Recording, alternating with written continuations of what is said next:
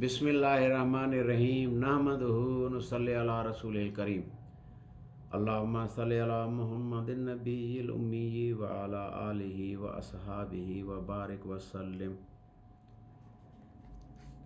फ़ज़ाइल आमाल की तालीम कर रहे हैं। इसमें से जो है ना फ़ज़ाइल रमज़ान में से पढ़ रहे हैं हदीस नंबर 7 फ़सल अव्वल। हुज़ूर सल्लल्लाहु अलैहि वसल्लम का इरशाद है कि ख़ुद हक़ ताला शानहू और उसके फ़रिश्ते सहरी खाने वालों पर रहमत नाज़िल फरमाते हैं। हुज़ूर सल्लल्लाहु अलैहि वसल्लम का इरशाद है कि ख़ुद हक़ ताला शानहू और उसके फ़रिश्ते सहरी खाने वालों पर रहमत नाज़िल फरमाते हैं। हुज़ूर सल्लल्लाहु अलैहि वसल्लम का इरशाद है कि ख़ुद हक़ ताला शानहू और उसके फ़रिश्ते सहरी खाने वालों पर रहमत नाज़िल फरमाते हैं। फ़ायदा: किस कदर अल्लाह जल्ल जलालू का इनाम व एहसान है कि रोज़ा की बरकत से इससे पहले खाने को, जिसको सहरी कहते हैं, उम्मत के लिए सवाब की चीज़ बना दिया और इसमें भी मुसलमानों को अजर दिया जाता है। बहुत सी अहादीस में सहर खाने की फजीलत और अजर का ज़िक्र है। अल्लामा ऐनी रहमतुल्लाह अलैह ने 17 सहाबा रज़ियल्लाहु तआला अन्हुम अजमईन से इसकी फजीलत की अहादीस नकल की हैं और इसके मुस्तहब होने पर इज्तिमा नकल किया है। बहुत से लोग काहली की वजह से इस फजीलत से महरूम रह जाते हैं और बाद लोग तरावीह पढ़कर खाना खाकर सो जाते हैं और वो इसके सवाब से महरूम रहते हैं, इसलिए कि लुगत में सहर उस खाने को कहते हैं जो सुबह के करीब खाया जाए, जैसा कि कामूस ने लिखा है। बाद ने कहा है कि आधी रात से इसका वक्त शुरू हो जाता है। साहिब कशाफ रहमतुल्लाह अलैह ने आखिर के छठे हिस्सा को बतलाया है, यानी तमाम रात को 6 हिस्सों पर तकसीम करके आखिर का हिस्सा, मसलन अगर गुरूब आफ्ताब से तुलू सुबह सादिक तक 12 घंटे हों तो आखिर के 2 घंटे सहर का वक्त है और उनमें भी ताख़ीर औला है, बशर्ते कि इतनी ताख़ीर न हो कि रोज़ा में शक होने लगे। सहर की फजीलत बहुत सी अहादीस में आई है। नबी करीम सल्लल्लाहु अलैहि वसल्लम का इरशाद है कि हमारे और अहले किताब यहूद व नसारा के रोज़ा में सहरी खाने से फ़र्क होता है कि वो सहरी नहीं खाते। एक जगह इरशाद है कि सहरी खाया करो कि इसमें बरकत है। एक जगह इरशाद है कि 3 चीज़ों में बरकत है, जमायत में और सहरी में और सहरी खाने में। इस हदीस में जमायत से आम मुराद है नमाज की जमायत और हर वो काम जिसको मुसलमानों की जमायत मिलकर करे कि अल्लाह की मदद उसके साथ फरमाई गई है। और सरीद गोश्त में पकी हुई रोटी कहलाती है जो नहायत लजीज खाना होता है। तीसरे सहरी। नबी करीम सल्लल्लाहु अलैहि वसल्लम जब किसी सहाबी रज़ी अल्लाह तआला अन्हु को अपने साथ सहर खिलाने के लिए बुलाते तो इरशाद फरमाते कि आओ बरकत का खाना खा लो। एक हदीस में इरशाद है कि सहरी खाकर रोज़ा पर कुव्वत हासिल करो और दोपहर को सोकर आखिर शब के उठने पर मदद चाहा करो। हज़रत अब्दुल्लाह बिन हारिस रज़ी अल्लाह तआला अन्हु एक सहाबी रज़ी अल्लाह तआला अन्हु से नकल करते हैं कि मैं हुज़ूर सल्लल्लाहु अलैहि वसल्लम की खिदमत में ऐसे वक्त हाजिर हुआ कि आप सल्लल्लाहु अलैहि वसल्लम सहरी नोश फरमा रहे थे। आप सल्लल्लाहु अलैहि वसल्लम ने फरमाया कि ये एक बरकत की चीज़ है जो अल्लाह ने तुमको अता फरमाई है, इसको मत छोड़ना। हुज़ूर सल्लल्लाहु अलैहि वसल्लम ने मुतअद्दिद रवायत में सहूर की तरगीब फरमाई है, हत्ता कि इरशाद है कि और कुछ न हो तो एक छुहारा ही खा ले या एक घूंट पानी ही पी ले। इसलिए रोज़ादारों को इस हम खुरमा व हम सवाब का ख़ास तौर से एहतमाम करना चाहिए कि अपनी राहत, अपना नफ़ा और मुफ्त का सवाब। मगर इतना ज़रूरी है कि इफ़रात व तफरीत हर चीज़ में मुज़र है, इसलिए न इतना कम खावे कि इबादत में ज़ौफ़ महसूस होने लगे और न इतना ज़्यादा खावे कि दिन भर खट्टी डकारें आती रहें। ख़ुद इन अहादीस में भी इस तरफ इशारा है कि चाहे एक छुहारा हो या एक घोंट पानी, नेज़ मुस्तकिल अहादीस में भी बहुत खाने की ममानियत आई है। हाफिज़ इब्न हजर रहमतुल्लाह अलैह बुखारी की शरह में तहरीर फरमाते हैं कि सहरी की बरक़ात मुख्तलिफ़ वजूह से हैं। اتباع سنت اہل کتاب کی مخالفت کہ وہ سحری نہیں کھاتے، اور ہم لوگ حد الوسع ان کی مخالفت کے مامور ہیں۔ نیز عبادت پر قوت، عبادت میں دل بستگی کی زیادتی، نیز شدت بھوک سے اکثر بدخلقی پیدا ہو جاتی ہے۔ اس کی مدافعت اس وقت کوئی ضرورت مند سائل آ جائے تو اس کی اعانت، کوئی پڑوس میں غریب فقیر ہو اس کی مدد، یہ وقت خصوصیت سے قبولیت دعا کا ہے۔ سحری کی بدولت دعا کی توفیق ہو جاتی ہے، اس وقت میں ذکر کی توفیق ہو جاتی ہے، وغیرہ وغیرہ۔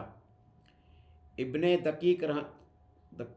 دقیق العید رحمۃ اللہ علیہ کہتے ہیں کہ صوفیہ کو سحور کے مسئلہ میں کلام ہے کہ وہ مقصد روزہ کے خلاف ہے، اس لیے کہ مقصد روزہ پیٹ اور شرمگاہ کی شہوت کا توڑنا ہے، اور سحری کھانا اس مقصد کے خلاف ہے۔ لیکن صحیح یہ ہے کہ مقدار میں اتنا کھانا کہ یہ مسلط بالکلیہ فوت ہو جائے، یہ تو بہتر نہیں۔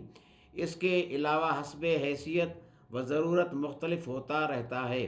بندہ کے ناقص خیال میں اس بارے میں قول فیصل بھی یہی ہے کہ اصل سحور و افطار میں تقلیل ہے، مگر حسب ضرورت اس میں تغیر ہو جاتا ہے۔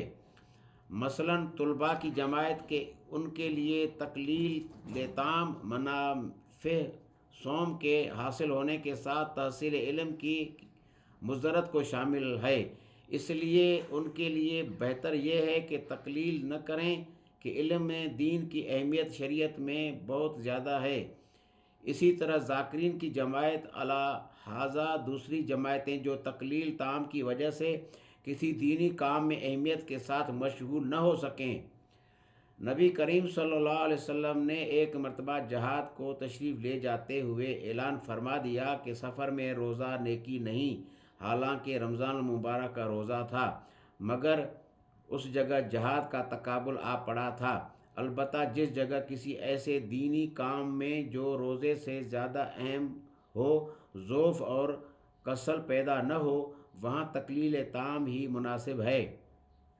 شرح اقناع میں علامہ شعرانی رحمۃ اللہ علیہ سے نقل کیا ہے کہ ہم سے اس پر عہد لیے گئے کہ پیٹ بھر کر کھانا نہ کھائیں، بالخصوص رمضان مبارک کی راتوں میں۔